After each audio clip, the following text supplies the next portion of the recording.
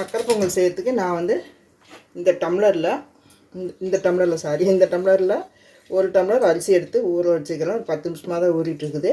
இதுலேயே வந்து ஒரு அரை டம்ளர், இது வந்து ஒரு 200 கிராம் பிடிக்கும். இதுலேயே வந்து நான் வந்து ஒரு அரை டம்ளருக்கு கொஞ்சம் கம்மியாகவே பாசி பருப்பு எடுத்து வச்சுக்கிறேன். இப்போது நமக்கு தேவையான அளவு முந்திரி, திராட்சை. இப்போ இதை வந்து நம்ம இதிலே வறுத்துக்கலாம். ஒரு குக்கரில் வந்து நெய் 2 ஸ்பூன் ஊற்றிருக்கிறேன். இதில் நம்ம வறுத்து எடுத்துகிட்டு அதில் அந்த பச்சைப்பயிறு போட்டு பாசிப்பருப்பு போட்டு உளறிட்டே இருக்கேன். பாசிப்பருப்பு போட்டு வறுத்துட்டு கொஞ்சம் வேக வைக்கணும். இது நம்ம வறுத்துட்டு நான் பாசிப்பருப்பு போட்டுக்கிறேன். வறுத்து எடுத்துகிட்டு இதே நெய்லேயே நம்ம வந்து இந்த பாசிப்பருப்பையும் போட்டு நல்லா சிகப்பாக வறுத்துட்டு நீங்கள் வேக வச்சு பொங்கல் செஞ்சு பாருங்கள், சூப்பராக இருக்கும். இப்போ திராட்சை முந்திரியெல்லாம் பாருங்கள், நான் வறுத்து எடுத்துட்டேன். இப்போ இதிலே வந்து இந்த பாசிப்பருப்பு இதை போட்டு நல்லா வறுக்கணும். அடுப்பு வந்து மீடியமாக வச்சுக்கோங்க. இந்த நெய்லேயே வறுத்துட்டு நம்ம வேக வைக்கும்போது நல்லா வாசனையே பொங்கல் அவ்வளோ சூப்பராக இருக்கும். இது நல்லா பொன்னிறமாக நம்ம வறுத்து எடுத்துக்கலாம். இப்போ பாருங்கள், இந்த அளவுக்கு வந்து நல்லா சிகப்பாக வறுத்துக்கிட்டேன். இந்த அளவுக்கு வறுத்தா போதும். இந்த அளவுக்கு வந்து நம்ம வறுக்கணும்.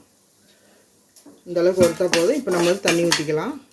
இந்த பருப்பு வேகத்துக்கு மட்டும் ஃபஸ்ட்டு கொஞ்சம் வெந்ததுக்கப்புறம் அதுக்கப்புறம் நீங்கள் அரிசி கழுவி போட்டுக்கலாம். நல்லா ஒரு 1.5 கிளாஸ் தண்ணி ஊற்றிக்கணும். இது கொஞ்சம் அடுப்பு கொஞ்சமாக வச்சு அதிகமாக வச்சுட்டு இது கொஞ்சம் வேக விடுங்க. நான் எப்போ அரிசி போடுறதுன்ட்டு காமிக்கிறேன். இப்போ மூடி வச்சிடலாம். இப்போ பாருங்கள், பருப்பு வந்து நல்லா வெந்துடுச்சு. இந்த அளவுக்கு வெந்துடணும். சூப்பராக வெந்துடுச்சு, நல்லா வெந்துச்சு. இப்போ வந்து நம்ம வந்து தண்ணி அளந்து ஊற்றிட்டு அரிசியை போட்டுக்கலாம். 1க்கு 4 தண்ணி ஊற்றிக்கோங்க. தண்ணி எக்ஸ்ட்ரா இருந்தாலும் பரவாயில்ல, குழக்குழன்னு வந்துடும்.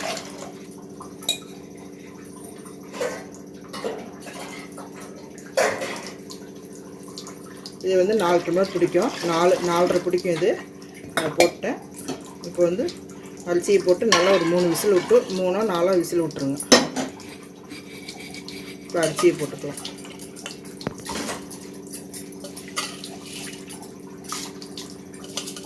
தண்ணி கொதிக்கணும்லாம் இல்லை, அப்படியே போட்டுடலாம்.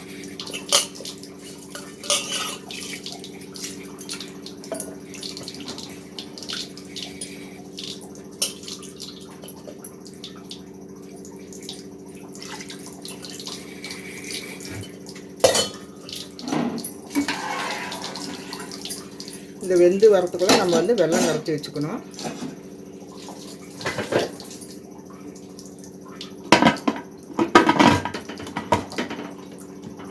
வெயிட் போட்டு இப்போ 4 விசில் விட்டு ஆஃப் பண்ணிடலாம். நம்ம எந்த டம்ளரில் வந்து அரிசி அளந்தோமோ அதே டம்ளரில் 1.5 டம்ளர் வெல்லம் எடுத்துக்கணும். இதில் வந்து நான் வெல்லம் எடுத்து வச்சுக்கிறேன். இந்த வெல்லம் வந்து நான் 1.5 கிளாஸ் எடுத்து நான் கரைச்சி வச்சுக்கிறேன். இப்போ பாருங்கள், ஒரு குண்டா வச்சுருக்கிறேன். அதில் வந்து ஃபஸ்ட்டு 1 டம்ளர் போட்டுக்கிறேன் வெல்லம். இதில் வந்து இன்னும் 1/2 டம்ளர் நம்ம எடுத்துக்கிறோம்.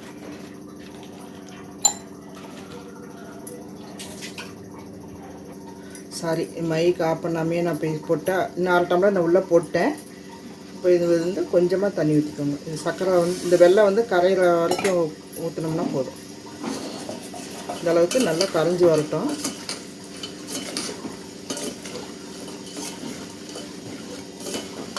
நல்லா கரைச்சி விட்டுக்கோங்க.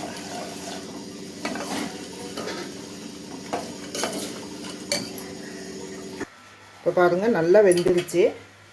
இப்போ கரண்டி வச்சு நல்லா மசிச்சு விடுங்க. சூடாக இருக்கும்போது மசிக்கணும். நம்ம வந்து வெல்லமெல்லாம் போட்டதுக்கப்புறம் மசிச்சோம்னா மசிக்க முடியாது. நல்லா மசிச்சு விட்டுக்கோங்க.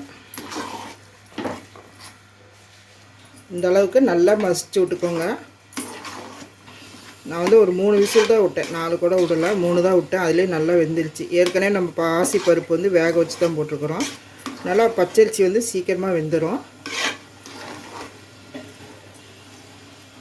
பொங்கல்னாலே பச்சரிசி தான். இப்போ நான் வந்து வெல்லம் வந்து நல்லா கரைச்சிட்டு வந்துக்கிறேன். இப்போ இதை வந்து நம்ம வடிகட்டி ஊற்றிக்கலாம். அப்போ தான் அடியில் கல் மண்ணெல்லாம் இருக்கும். உங்களுக்கு இனிப்பு அதிகமாக வேண்டாம், நீங்கள் இன்னும் கொஞ்சம் கூட போட்டுக்கலாம்.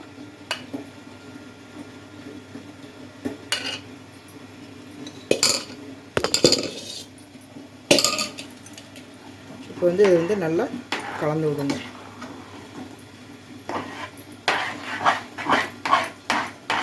அடுப்பு பற்ற வச்சுட்டு கலந்துக்கலாம். அடுப்பு வந்து கொஞ்சம் மீடியமாக வச்சுக்கோங்க. இப்படி கலந்து விட்டிங்கன்னா எல்லா சாப்பாட்லேயும் இந்த வெல்லம் போய் சேர்ந்துடும்.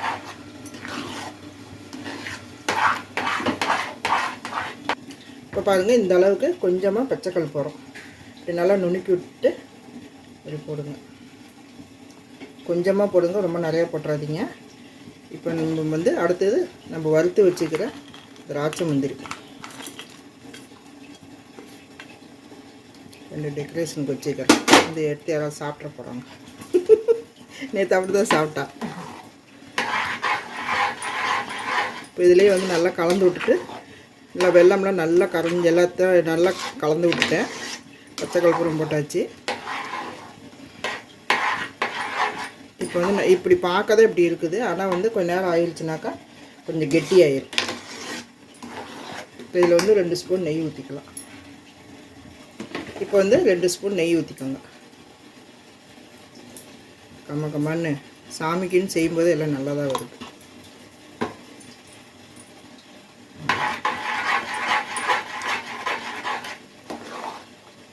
சக்கரை பொங்கல் ரெடி ஆயிடுச்சு வரலட்சுமி நோம்புக்கு.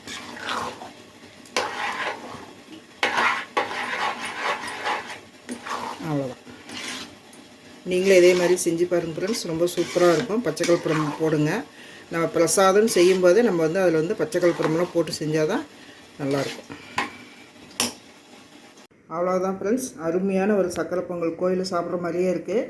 நம்ம இந்த பச்சை கற்பூரம்லாம் போட்டு செஞ்சுருக்கனால கோயிலில் சாப்பிட்ட டேஸ்ட்டு தான் இருக்குது. இதே மாதிரி நீங்களும் செஞ்சு பாருங்கள். ரொம்ப சூப்பராக ரொம்ப அருமையாக இருக்குது. இந்த வீடியோ பிடிச்சிருந்துச்சின்னா லைக் பண்ணுங்கள் ஃப்ரெண்ட்ஸ், கமெண்ட் பண்ணுங்கள், சப்ஸ்கிரைப் பண்ணிவிட்டு எனக்கும் சப்போர்ட் பண்ணுங்கள் ஃப்ரெண்ட்ஸ். அப்படியே பக்கத்தில் இருக்கிற பெல் பட்டனையும் கிளிக் பண்ண மறந்துடாதீங்க. மீண்டும் அடுத்த வீடியோவில் சந்திப்போம். நன்றி, வணக்கம்.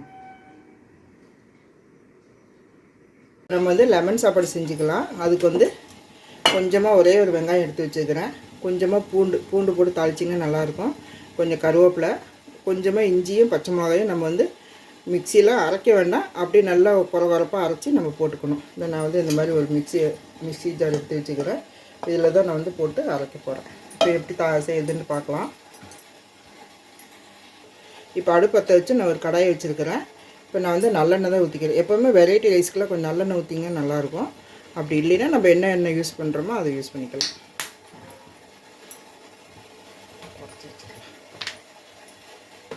இப்போ எண்ணெய் காஞ்சதுக்கப்புறம் நம்ம கடுகு போட்டுக்கணும். நான் வந்து கொஞ்சமாக ஒரு 2 ஸ்பூன் நடக்கல் எடுத்து வச்சுக்கிறேன். 1 ஸ்பூன் உளுந்து, 1 ஸ்பூன் கடலைப்பருப்பு. இது தாளிக்கணும் கடுகு போட்டோன்னையும்.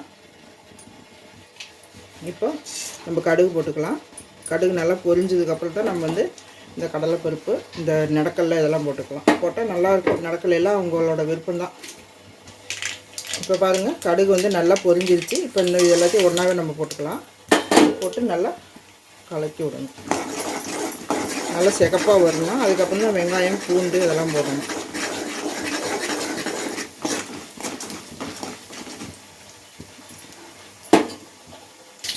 இப்போ பாருங்கள், நல்லா சவந்துருச்சு. இந்த அளவுக்கு சிவப்பாக வரணும். இப்போ நம்ம வந்து பூண்டு போட்டுக்கலாம். ஃபஸ்ட்டு பூண்டு போடுங்க. சும்மா ஒரு 2 வதக்கு வதக்குனிங்கன்னா போதும். அப்புறம் கருவேப்பிலை. இப்போ கொஞ்சமாக ஒரே ஒரு வெங்காயம்.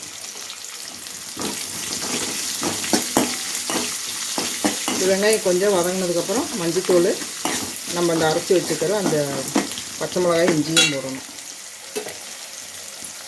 ஐயோ, நான் ஆன் பண்ணாமே போட்டுட்டேன். என்ன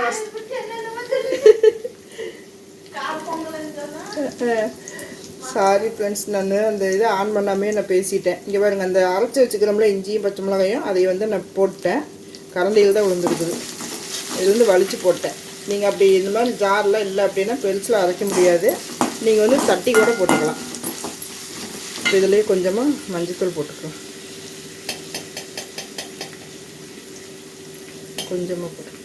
கொஞ்சமாக மஞ்சத்தூள்.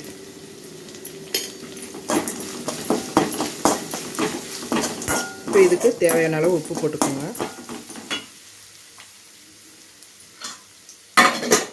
இந்த லெமன் சாப்பாடுக்கு தேவையான அளவு உப்பு. நான் கொஞ்சம் தான் செய்கிறேன், அதனால் கொஞ்சமாக போட்டுக்கிறேன். இப்போ வந்து கொஞ்சமாக பெருங்காயத்தூள் போட்டுக்கோங்க.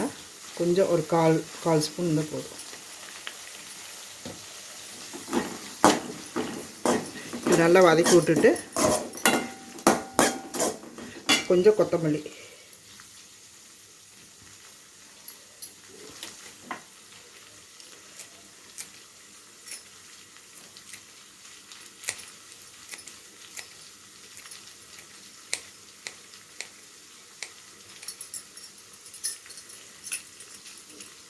இதில் நீங்கள் குடமிளகா வேணாலும் கூட போட்டுக்கலாம். குடமிளகா கொஞ்சம் சின்னதாக ஒரு கேரட்டு பொடியாக கட் பண்ணி அதெல்லாம் சேர்த்துக்கிட்டிங்கன்னா நல்லாயிருக்கும். இன்றைக்கி அதெல்லாம் நான் எதுவுமே போடல. ஒரு டைம் அந்த மாதிரி செய்வேன் நான். இப்போ நான் வந்து சாப்பாடு கொஞ்சம் எடுத்து வச்சுக்கிறேன். ஒரு டம்ளர் அரிசி இதை போட்டு நல்லா கலந்துக்கோங்க. எப்போவுமே எலுமிச்சம்பழத்தை வந்து நம்ம வந்து தாளிக்கும் போதே ஊற்றக்கூடாது. இந்த மாதிரி நம்ம சாப்பாடு போட்டு கிளறும் போது தான் ஊற்றணும். சுந்தா வணக்கம் தான். நீ தான் அப்படியே எண்ணெயில் ஊற்றுற. இதே மாதிரி பண்ண. இப்போ பாரு, நான் இப்போ தான் எலுமிச்சம்பழத்தையும் நான் ஊற்றுறேன். ஆமாம், நல்லா கலக்கி விட்டுட்டு சின்ன எலுமிச்சம்பழத்தை நான் வந்து 2ஆக கட் பண்ணி எங்கள் வசந்தா தான் புழிஞ்சு கொடுத்துருக்குது. அதை எப்படியே ஊற்றிடலாம், கொட்டை இருக்குது.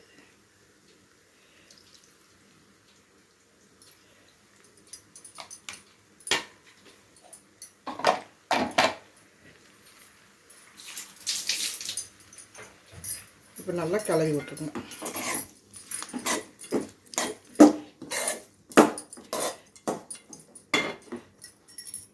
அவ்வளோதான் ஃப்ரெண்ட்ஸ், அருமையான ஒரு லெமன் சாப்பாடு ரெடி பண்ணிட்டோம்.